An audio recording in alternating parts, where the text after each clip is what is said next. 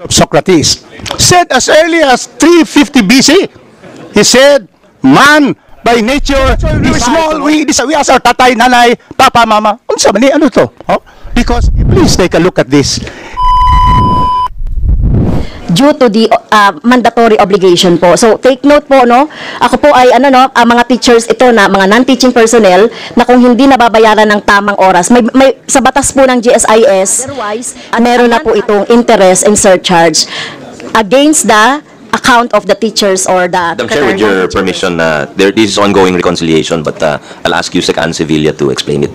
Sec. Sevilla, you're recognized. Thank you, Madam Chair, and Your Honor, Kong Franz Castro, that this is an ongoing reconciliation with our auditors. In fact, this is a book entry reconciliation because at the end of the year, 10 days pa po talaga mareremit yung mga pang December na due.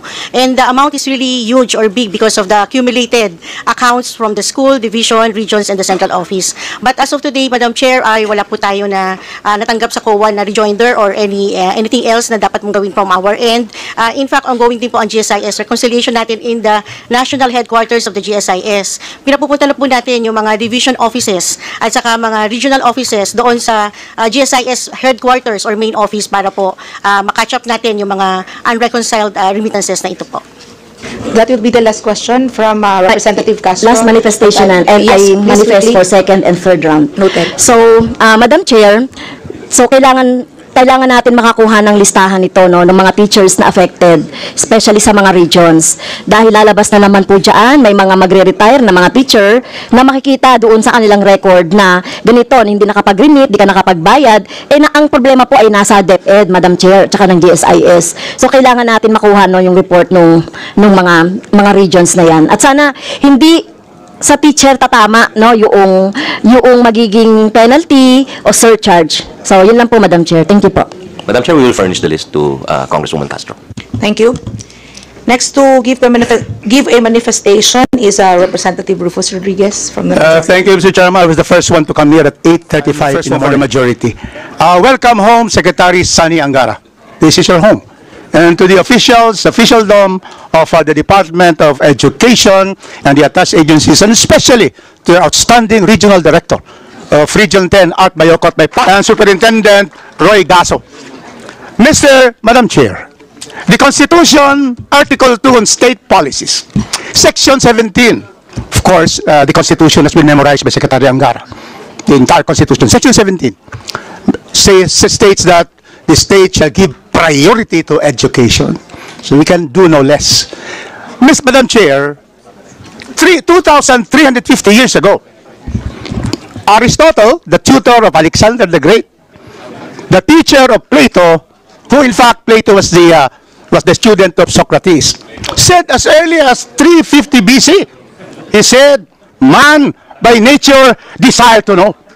So that's why we were small, we ask our tatay, nanay, papa, mama, unsa man ni, ano to? Oh? Because it is innate in us to learn, that is desired.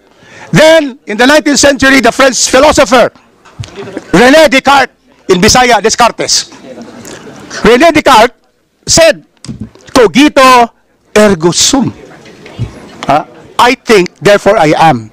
A person who does not think does not exist. And how do you think? By going to DepEd, by going to our public elementary high school, then go to college and learn. And then you exist because you have proper education.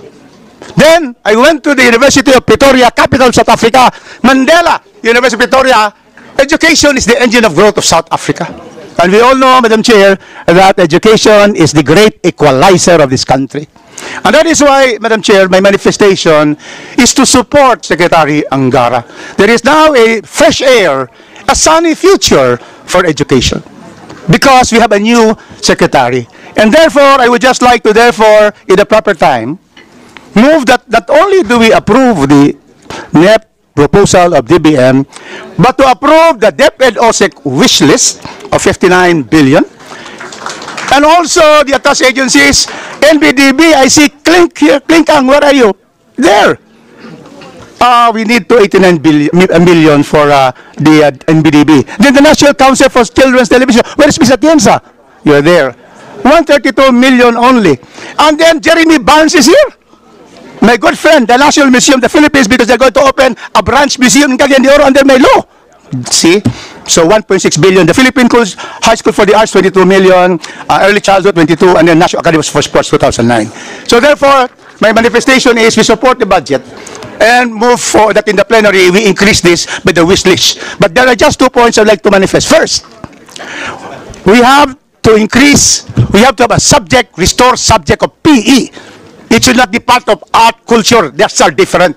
This is the whole body and mind of our learners so that we can have Carlos Yulos in our elementary schools and high schools. We wish that there will be a separate PE subject every week for physical education. And secondly, I will move in the proper time to add a budget so that Boy Scouting will be restored. Well, no, boys, we are all Boy Scouts. That's why we are all prepared. Now, there are no more Boy Scouts and Boy Scouts who are girls. No more.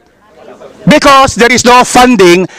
The late Senator Secretary Rocco slashed and removed the budget for the subsidy of the Boy Scouting and Girl Scouting. We have to restore them as all of us, we're into scouting girls and boys. And these two, Mr. Secretary, please take a look at this. A subject on PE, let us have them, grassroots physical education and sports, and let us put a budget that we will subsidize Boy Scout and Girl Scouting in our country. With that, Madam Chair, I wish again to give my total support for the budget of the Department of Education and its attached agencies. So move, Madam Chair. Time. Thank you for the manifestation, Representative Rodriguez. We will deal with that motion at a proper time. Next to ask question is from the minority, Representative Ramon Gutierrez. Thank you, Madam Chair. Good morning po to the Secretary of the Department.